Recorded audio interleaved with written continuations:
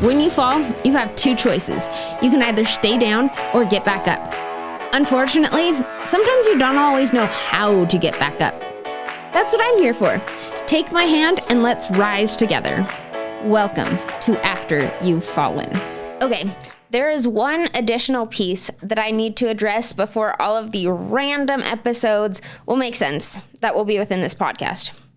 That piece is the symptoms of a traumatic brain injury.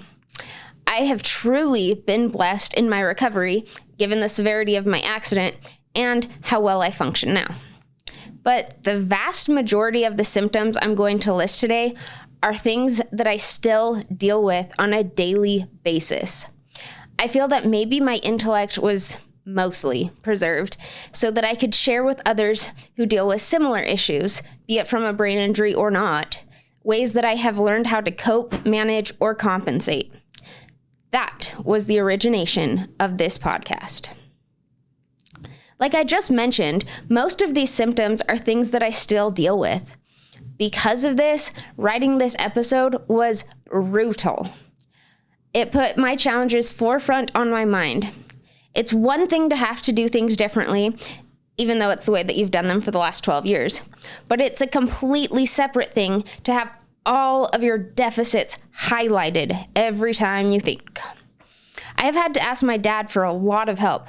Additionally, I have to script all of my episodes for a couple of reasons. One is so that I can get through these episodes without breaking down. You will notice that I very much detach when I am presenting these podcasts. The other one is one I'll talk about in just a minute. Before I address the actual symptoms, I must tell you a vital piece of information. Every brain injury is unique and unpredictable. No one injury will be exactly like another. A great line my vision therapist once said is, if you've met one brain injury, you've met one brain injury. What he meant by that is that the variance between each individual is so great that one cannot compare to another. However, there are some symptoms that seem to be fairly universal. This episode addresses symptoms, but if you want to understand more about brain injuries in general, I'll be doing another podcast about what a brain injury is, how common they occur, the difference in severity, etc. You can also read a lot of generic information the entire month of March 2021 on my blog, shannonblackham.blogspot.com. Now, let's get to the symptoms. First, there are ebbs and flows or ups and downs, anger, learning changes, balance issues, loss of sexual inhibition, stomach upset, or GI issues or nausea and constipation, lack of various cognitive skills such as concentration, sleep disturbances.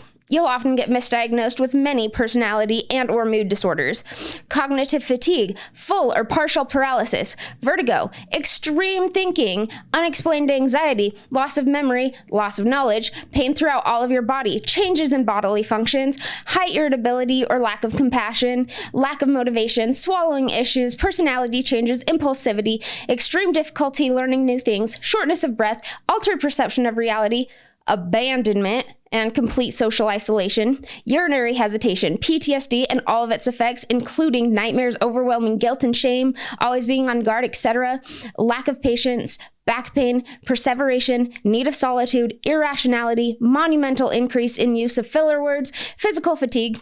By the way, COVID is absolutely nothing compared to living with a brain injury.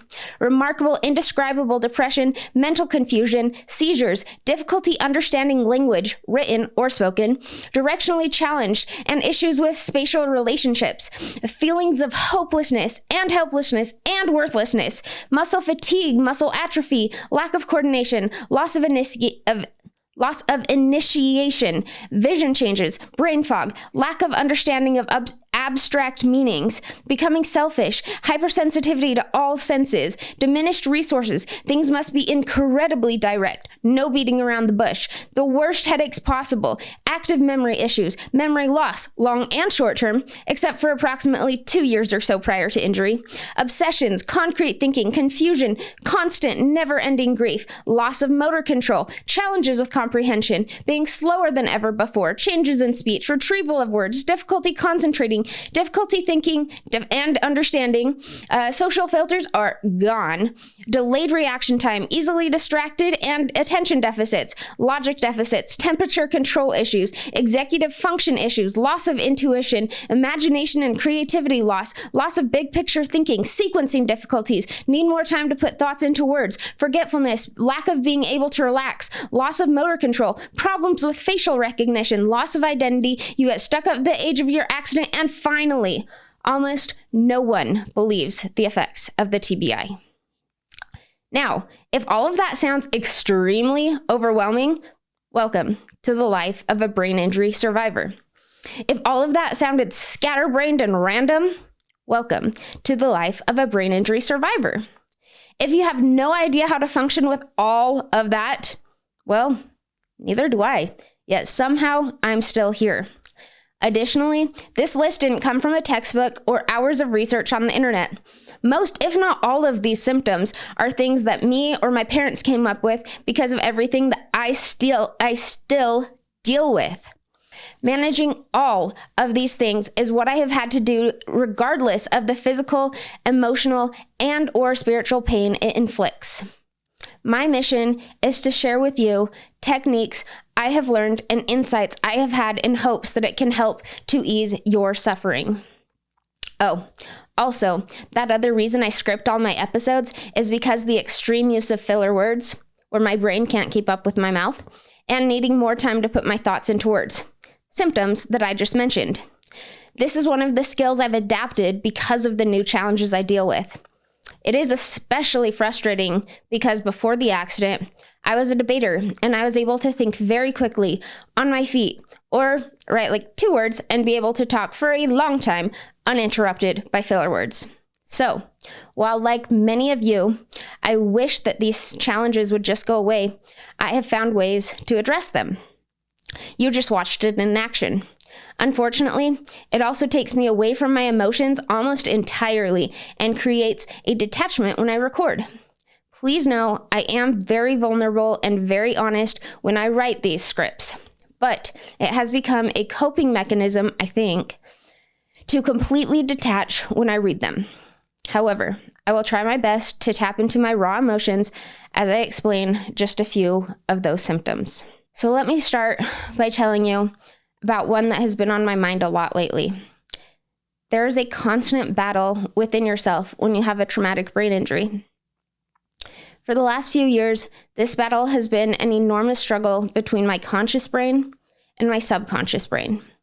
On the one hand, I know that I deal with all of these additional challenges and that I deserve to give my break more often than not. But on the subconscious level, my brain still thinks that nothing permanent happened on May 12th of 2010. For a long time, it didn't believe that anything had happened that day. But now I just feel like I should be functioning the same way as anybody else.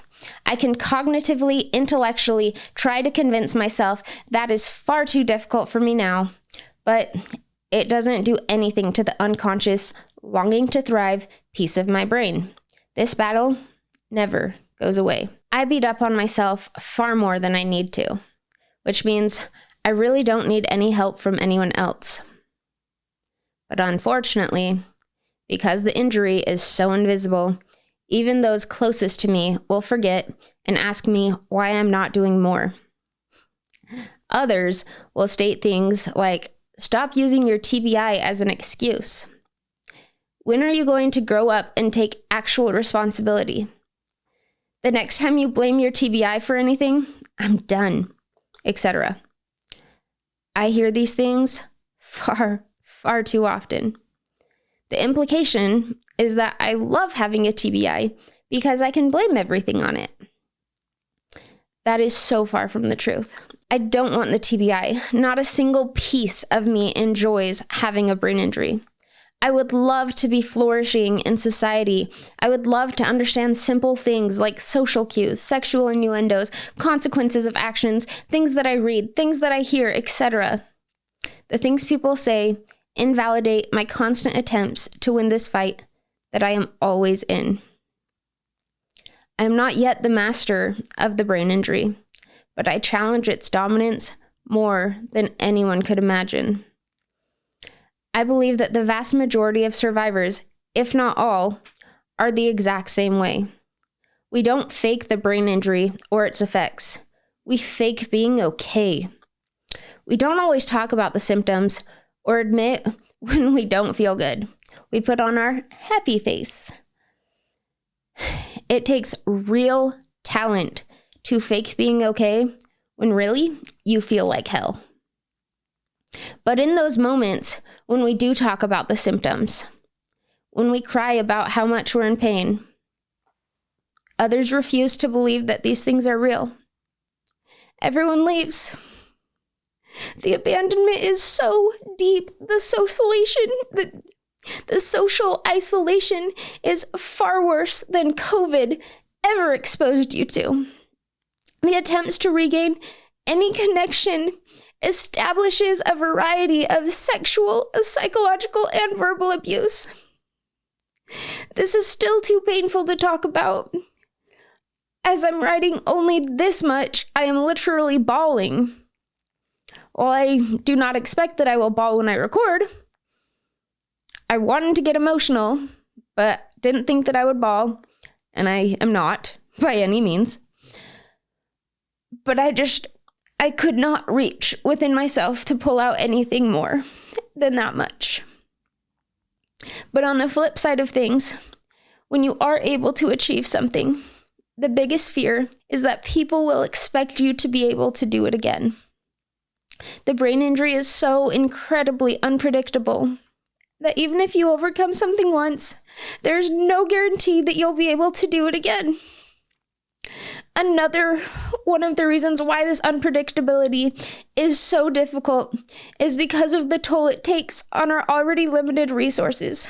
Resources are like your ability to get through the day or any task. Let me illustrate the problem that we have with resources by likening them to a battery in a phone. A normal phone functions fine throughout the day without any problems. You can charge it at night while you are sleeping, and the next morning you can use it again at full charge. For someone with a traumatic brain injury, it is as if there is something running constantly in the background that is draining the battery without ceasing for even a second. When you look at your phone, you can't see it, but it's still there, still draining that battery faster than it could ever charge. In fact, even if you do charge it all night long, it still won't even get back up to 100%. But it's the only phone that you have, the only device you have to make phone calls, access the internet, play music, text anyone, access social media, anything. In the case of a brain injury, it's the only source of energy you have to do minute things too, like shower, brush your teeth, make or eat food, manage the continual pain, go to the approximately 5 to 10 doctor's appointments a week, etc. With the monumental cost that the smallest things take on our resources, it is no wonder that other cognitive, emotional, social, and physical challenges would be so draining. And it's even worse because everything gets magnified and pulled way out of proportion with a head injury. Thank you so much for listening. Feel free to email any questions that you have that you want me to answer to afteryou'vefallen@gmail.com. That is afteryou'vefallen without an apostrophe @gmail.com.